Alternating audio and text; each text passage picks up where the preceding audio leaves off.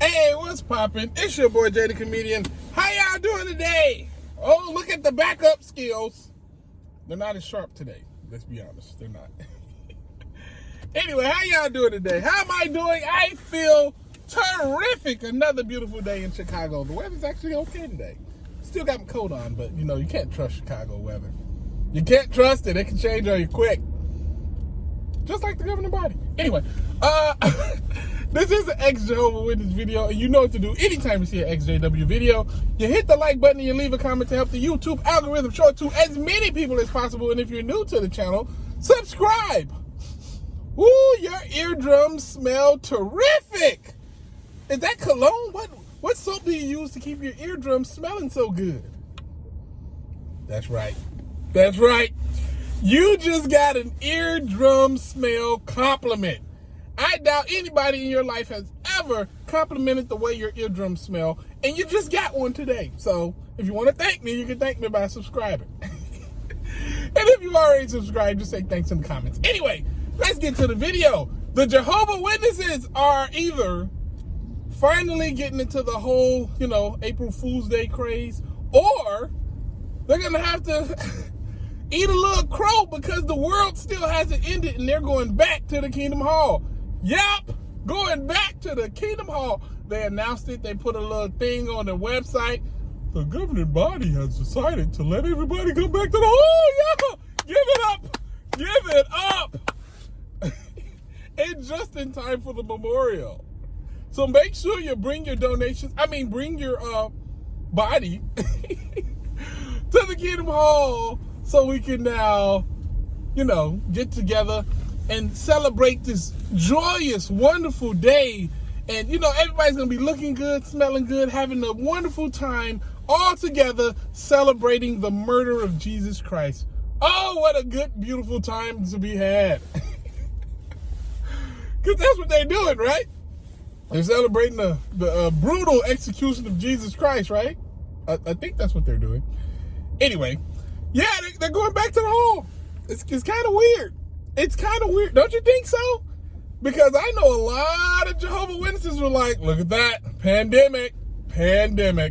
We're not going to the hall. We're not going out of field service no more. It's over.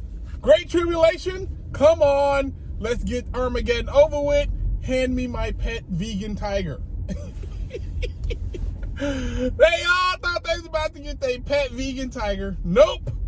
Sorry. You got to live with us ExJWs a little bit longer. Hi there. Oh, man. I feel bad for the PMOs, Because I know if I was a PMO, I'd be at the, doing all sorts of craziness instead of being at the hall, just logging on and, having a fake me sitting there or not turning the camera on, which I think they're not supposed to do or something like that. But either way it goes, they have to go back to the Kingdom Hall. Oh, my heart goes, what?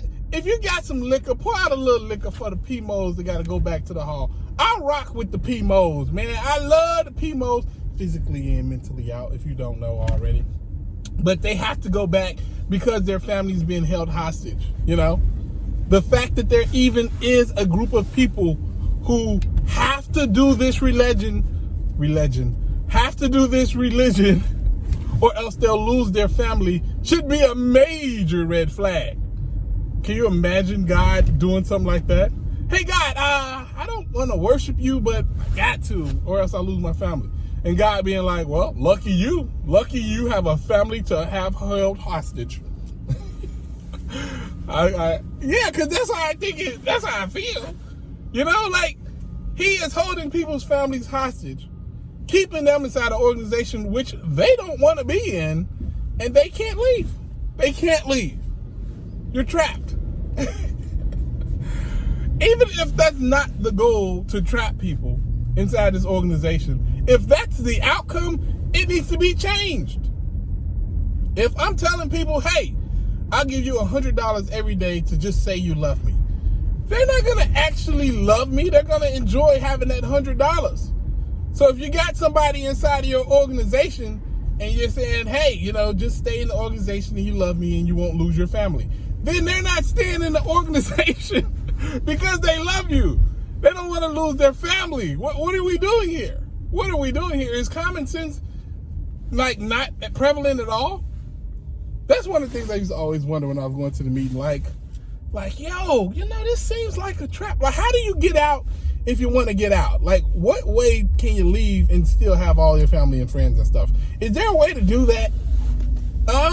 No, it's not. Like, I guess you can fade.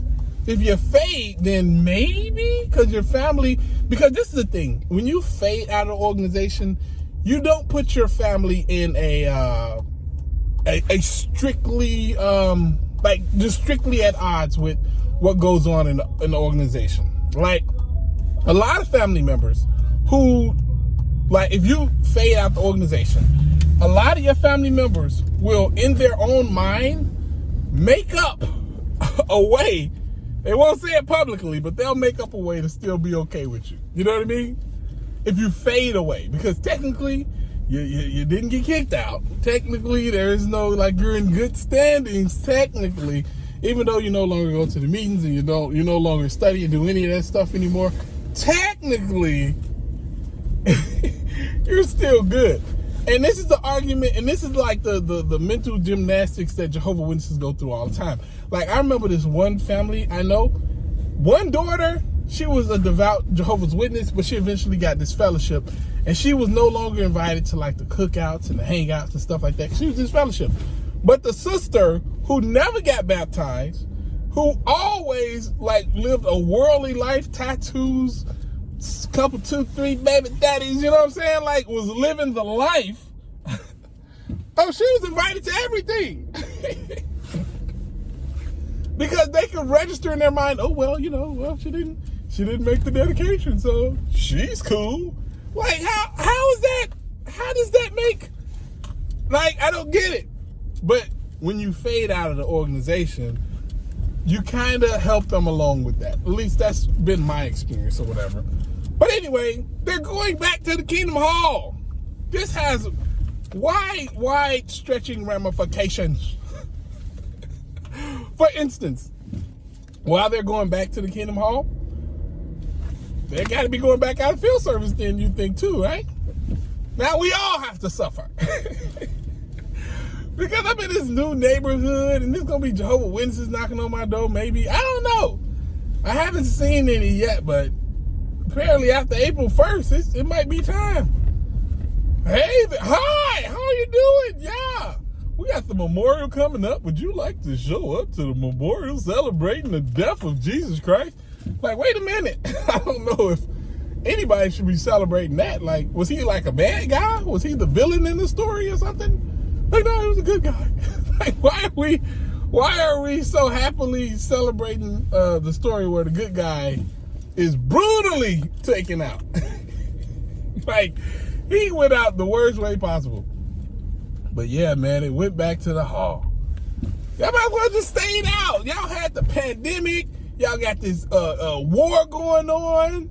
It's everything. It's like a coat's wettest of dreams. Like, yes, that sounds like persecution I'm hearing, baby. Ooh, persecute me some more, baby. Like, it's everything that they've been talking about and dreaming about.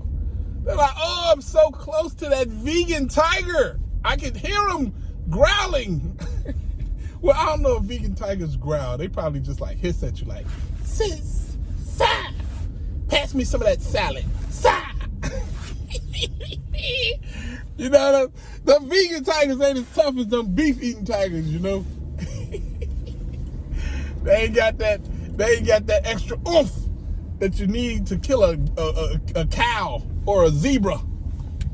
It's easy. You just catch a salad or a lettuce, a piece of romaine or something, and you catch it and you kill it and you eat it with your claws and your fangs, which is going to be tough. My heart goes out to the vegan tigers of the world. It's going to be tough to be a vegan tiger and eat broccoli with all these weapons. You know, that's kind of meanie. Anyway. They going back to the hall. Can you believe it? One more time. If you know a PMO person, pull out a drink for the PMOs in our lives. Let's celebrate the PMOs, man. They about to have a rough time. If you a PMO, my heart goes out to you, my brother, my sister, whatever. My heart goes out to you. Keep up the fight. Keep linking that information. Reach out to me if you ever need to talk. Stay strong, get ready, get right. And one day, prepare yourself for the day you ain't primo no more. To your pomo, baby. Physically out and mentally out, baby. That's the day we hoping for. Anyway, it's your boy Jay the Comedian. I hope y'all having a great day. I'm having a great day. Holla at your guala. Deuces.